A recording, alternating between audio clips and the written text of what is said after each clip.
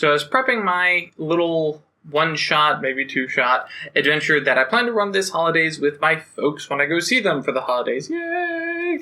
And I realized, well, this might actually be a useful topic since it comes up on Reddit, and I've actually talked to a couple coworkers who are starting to DM. So let's talk a little bit about preparing an adventure and the ways to cheat preparing an adventure.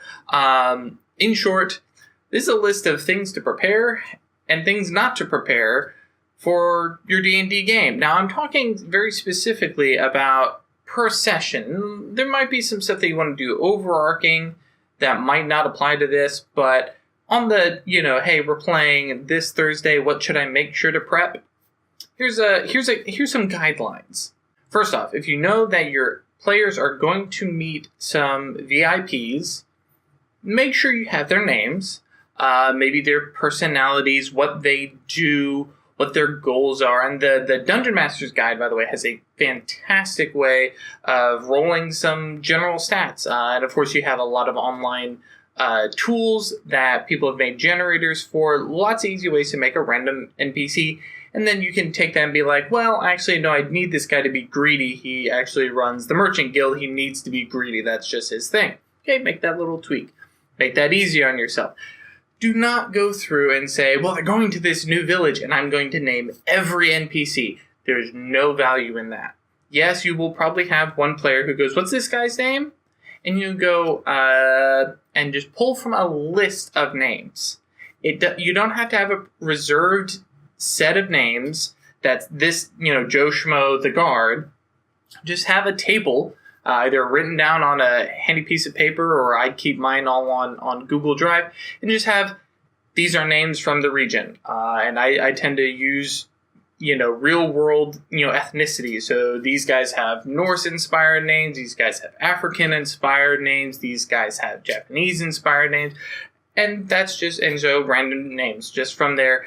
And so I can literally go, oh, this is this is Guard, Steve. If the guy doesn't matter much, they don't need a name. But following that, don't come up with the name of every business in town, because I'll be honest, for the most part, even in the real world, we don't really know the names of a business, right? We talk about, well, I'm going to the donut shop. Which donut shop? Well, the one right down there. What's the name of it? I can't remember. It's the one I drive by work every day. And if we're talking about a classically medieval fantasy stuff, it's the Smith. There might be two Smiths in the city, but if you're talking to one guy, the only Smith he's talking about is the close one. Unless for some reason you go to the far one because he's fantastic. And that might be an interesting thing. Oh yeah, well, there's our local Smith, blah, blah, blah. But we don't go to him for anything really good. He's good for making nails. No, you really want to go to Smith Roduff out, on the north side of town. Having a general idea of what businesses are in a town are a good idea. But the party does not care about who the furniture maker is, who's the carpenter, who's probably the furniture maker. You don't need to know who the mason is. And honestly, some of these people, if it's a small village, they probably have multiple jobs. Don't stress about that. It's unnecessary work, and you're just making you do extra stuff the party is never going to ask.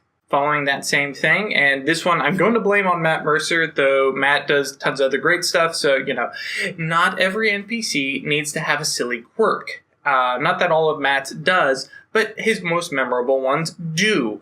And that's exactly what happens is you don't need to give these guys quirks ahead of time. Just play the NPC, and all of a sudden, as you're doing stuff and you're interacting with the party, you suddenly realize, this guy's super paranoid.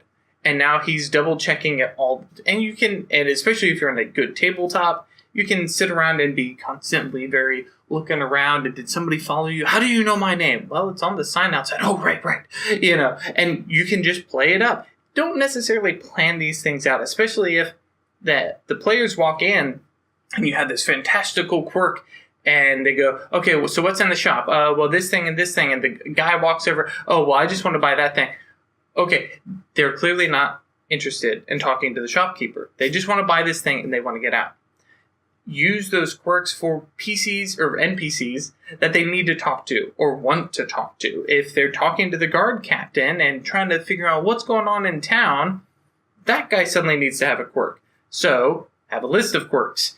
Some may, suit a guard captain and some might not. Also, talking about, cities and villages, don't stress about road names. This avenue, that avenue, don't bother. The players aren't going to navigate through unless you see some reason that they need to. If they say, hey, we're going to go back to the library, assume that they do not need to roll or remember what the name of the street the library was on. Just they go to the library. You're not creating a campaign setting book for your Thursday session next week.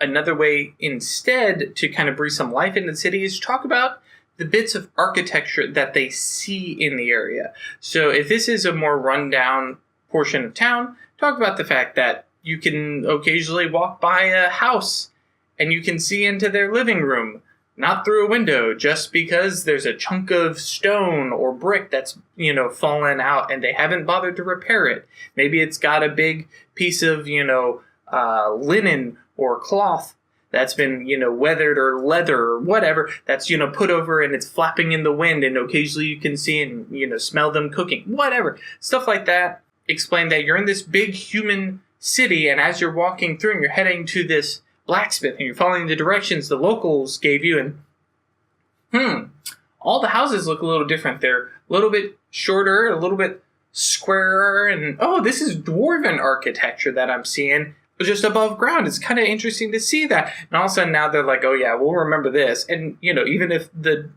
blacksmith ends up being human who lives in this dwarven community, that speaks to how cool a blacksmith he is, right? That he's impressed the dwarves that they deal with, that they let him live here amongst them and haven't run him out of town. If you're feeling really fancy, talk about the regional dialects. Maybe all the elves here sound like they've got a Brooklyn accent.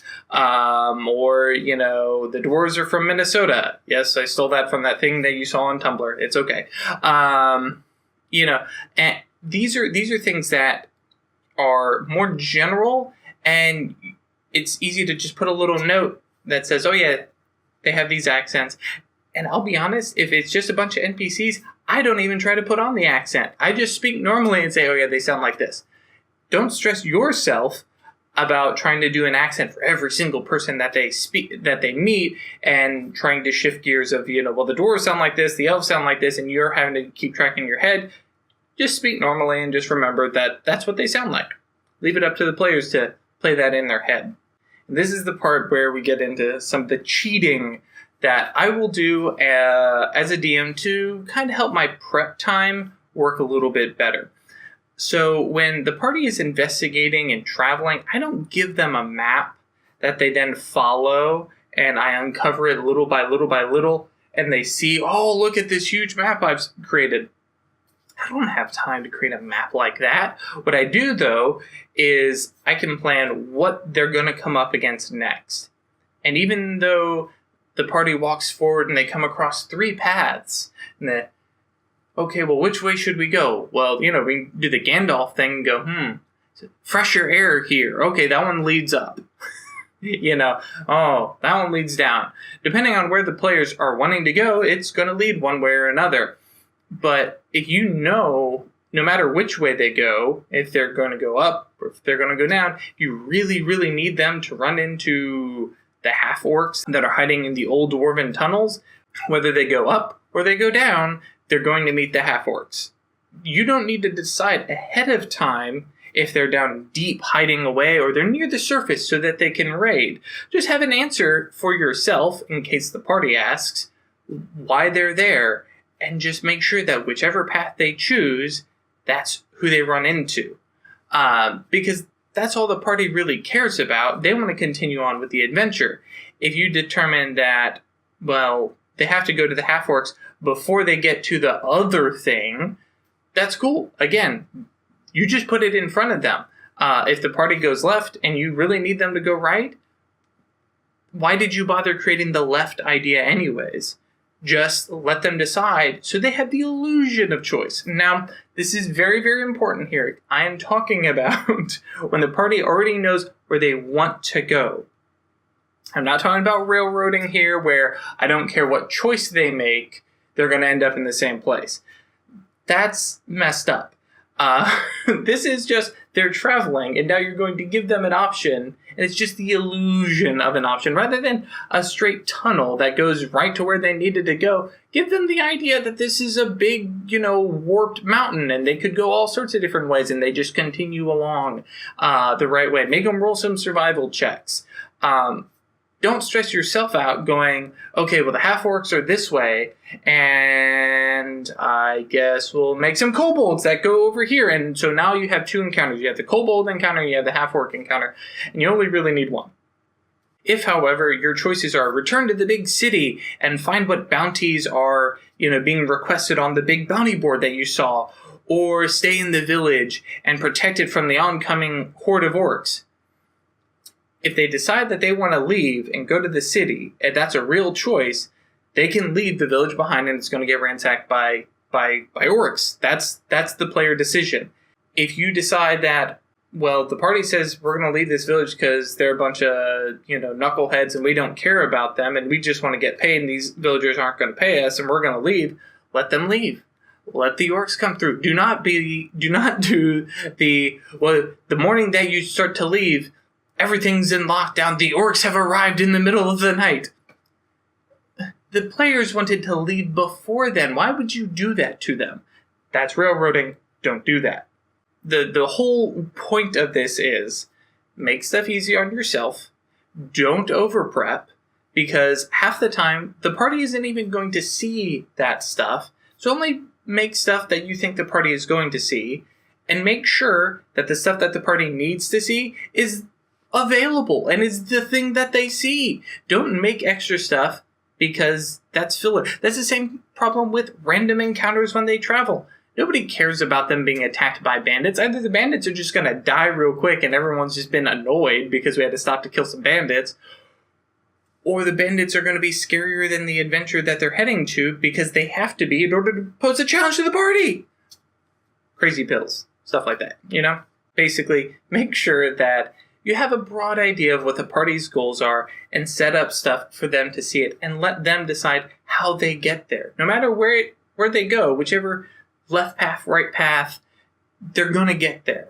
Let them get there how they want to get there. If they decide that they want to go to the city and leave the village behind, you can let them take the old main road, which has maybe, orcs that are going to ambush them, or they can go through the trees and skirt through the forest where they run into an orc ambush. Either way, you have your orc ambush.